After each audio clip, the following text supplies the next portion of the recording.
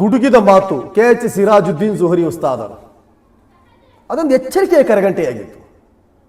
2-3 ವಾರ ಮುಗಿಯಿತು, 4ನೇ ವಾರಕ್ಕೆ ಕಾಲಿಟ್ಟಿದೆ.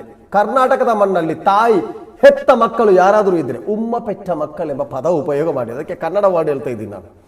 ತಾಯಿ ಹೆತ್ತ ಮಕ್ಕಳು ಕರ್ನಾಟಕದಲ್ಲಿ ಒಂದು ಆಲಿಮ್ಗಳಿದ್ರೆ ಧೈರ್ಯವಾಗಿ ನನ್ನ ಮುಂದೆ ಬನ್ನಿ, ಕುರ್ಆನ್ ಹದೀಸ್ ಇಜ್ಮಾ ಕಿಯಾಸಿನಿಂದ ಎಲ್ಲವನ್ನು ನಾನು ಸಾಬೀತುಪಡಿಸಲು ತಯಾರಾಗಿದ್ದೇನೆ ಅಂತ ಇಷ್ಟು ಧೈರ್ಯವಾಗಿ ಕರೆದರು ನಿಮ್ಮನ್ನು. ಅವರು ಕರೆದ ಮೇಲೆ ವಾಟ್ಸಪ್ಗಳು ಸೈಲೆಂಟು, ಫೇಸ್ಬುಕ್ಕು ಸೈಲೆಂಟ್. ಈಗ ವಾಟ್ಸಪ್ ಗ್ರೂಪು ಮೌನವಾಗಿದೆ, ಯಾರು ಮುಂದೆ ಬರ್ತಾ ಇಲ್ಲ, ಗ್ರೂಪ್ಗಳಲ್ಲಿಯೂ ಬರ್ತಾ ಇಲ್ಲ. ಲಾಸ್ಟ್ಗೆ ಸಿರಾಜುದ್ದೀನ್ ಜುಹರಿ ಉಸ್ತಾದರೊಂದು ಮಾತು ಹೇಳಿದರು, ಮುಖಾಮುಖಿಯಾಗಿ ಭೇಟಿ ಮಾಡಲು ಆಗ್ತಾ ಇಲ್ಲ ಅಂದರೆ ಒಂದು ಗ್ರೂಪ್ ಮಾಡಿ ಅದರಲ್ಲಿ ನಾವು ಚರ್ಚೆ ಮಾಡೋಣ ಅಂತ. ಆ ಗ್ರೂಪಿಗೂ ಅವ್ರು ಬರ್ತಾ ಇಲ್ಲ.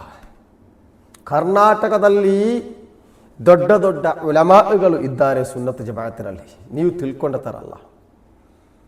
ಇನ್ನು ಕರ್ನಾಟಕದಲ್ಲಿ ನಮ್ಮ ಹತ್ರ ಆಲಿಮ್ಗಳಿಲ್ಲ ಉಸ್ತಾದ್, ನಾವು 4ನೇ ಕ್ಲಾಸ್ 5ನೇ ಕ್ಲಾಸ್ ಮದ್ರಸ ಓದಿ ಸೌದಿಗೆ ಹೋಗಿ ಸಲಫಿಗಳಾಗಿ ಬಂದವರು, ನಮಗೆ ಅಂಥ ಕೆಪಾಸಿಟಿ ಇಲ್ಲ, ನಾವು ಮೀಜಾನ್ ಓದಿಲ್ಲ, ನಮಗೆ ಖತರ್ನದ ಏನಂತ ಗೊತ್ತಿಲ್ಲ, ಅಲ್ಫಿಯಗಳು ಯಾವುದಂತ ಗೊತ್ತಿಲ್ಲ, ನಾವು ಫತಹುಲ್ ಮುഈನ್ ನೋಡಿಲ್ಲ, ತಫ್ಸೀರ್ ಮಿಷ್ಕಾತ್ ನೋಡಿಲ್ಲ ಉಸ್ತಾದ್, ಯಾರೋ ನಮಗೆ ಒಂದು ಪೇಪರಲ್ಲಿ ಬರೆದು ಕೊಡ್ತಾರೆ, ಕಂಠಪಾಠ ಮಾಡ್ತೀವಿ, ಜನಗಳ ಮುಂದೆ ವಾದ ಮಾಡ್ತೀವಿ, ಇಷ್ಟೇ ಬಿಟ್ಟರೆ ಬೇರೇನಿಲ್ಲ ಉಸ್ತಾದ್ ಎಂದು ನೀವು ಒಪ್ಪಿಕೊಳ್ಳುವುದಾದರೆ ಕಾಸರಕೋಟು ಟು ಕನ್ಯಾಕುಮಾರಿ ತನಕ ಕೇರಳದಲ್ಲಿರುವ ಯಾವ ಆಲಿಮನ್ನು ಬೇಕಾದ್ರೆ ಕರ್ಕೊಂಡು ಬನ್ನಿ, ನಾವು ಬದ್ಧರಾಗಿದ್ದೇವೆ ಉತ್ತರ ಕೊಡಲಿಕ್ಕೆ.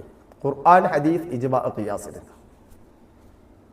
ಸಲಫಿಗಳು ಈಗ ಮೌನವಾಗಿದ್ದಾರೆ. ಎಚ್ಚರಿಕೆಯಿಂದ ಎಚ್ಚರವಾಗಿ ನಮ್ಮ ಮುಂದೆ ಬನ್ನಿ.